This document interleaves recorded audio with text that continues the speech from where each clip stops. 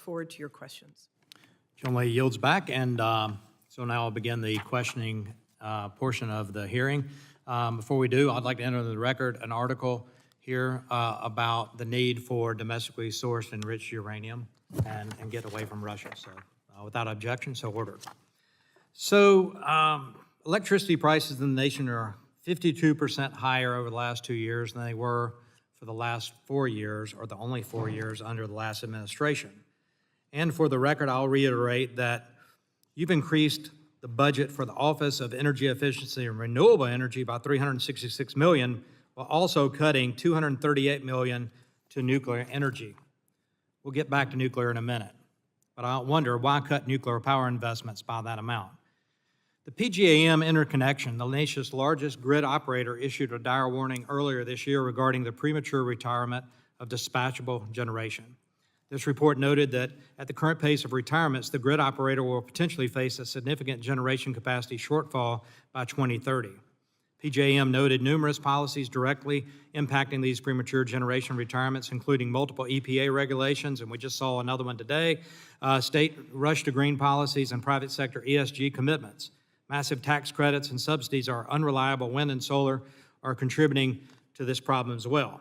These are all issues that policymakers, the Biden administration, and congressional Democrats specifically are forcing onto the American people, decreasing grid reliability and raising consumer costs. It seems the Biden administration's energy policy is a pay more, get less. So I know the DOE signed a memorandum of understanding with the EPA regarding coordination on electric reliability, but the agreement seems to do nothing in practice. What specific actions is your department taking to improve grid reliability? Several things, thank you.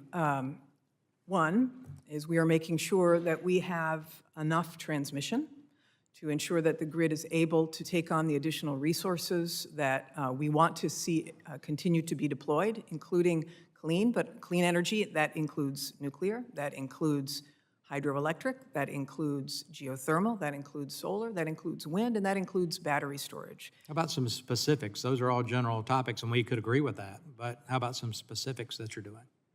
Well, specifically, we are accelerating the implementation and deployment of the bipartisan infrastructure law, which helps to increase grid reliability. So, for example, we have just announced a series of funding opportunities called the GRIP program, which will enhance the reliability of the grid by giving grid operators the opportunity to reconductor, to make sure that they also enhance security by potentially undergrounding, by adding additional transmission. So the tools that have been given to the department related to grid reliability are very important to be able to ensure that we have enough access to reliable power and that the transmission grid is able to withstand it.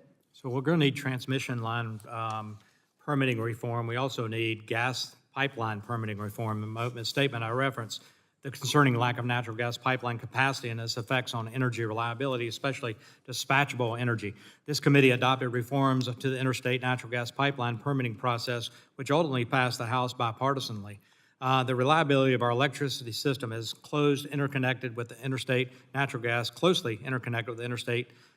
pipeline system. We need to build more to improve electric reliability. Do you believe insufficient natural gas pipeline capacity harms grid reliability and affordability for consumers? I think we have to have sufficient infrastructure to make sure that we have the dispatchable power means that we need. Expansion of pipelines, more pipelines, and we are going to need pipelines certainly for making sure that dispatchable power gets to the places where it is it's needed. Where it needs but to get to be utilized by the utilities, correct? We also need to be able to have pipelines for hydrogen, for carbon capture, et cetera. Export, so, you could throw that in there to help the world. And I would say that your observation about permitting reform is right on. We need to do permitting reform across the board, and I'm hopeful that this I look forward to working with you on there. that. So I want to talk on nuclear real quick. I recently chaired a subcommittee on nuclear energy, and it was bipartisan. I was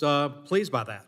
There was widespread agreement, and there is widespread agreement, both chambers and both sides of the aisle.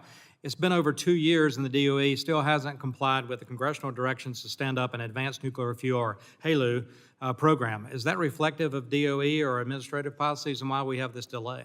Well, we need to do a whole project with respect to HALEU and uranium overall to make sure that we can fuel our current fleet as well as the advanced reactors. We do not want to be reliant on Russia.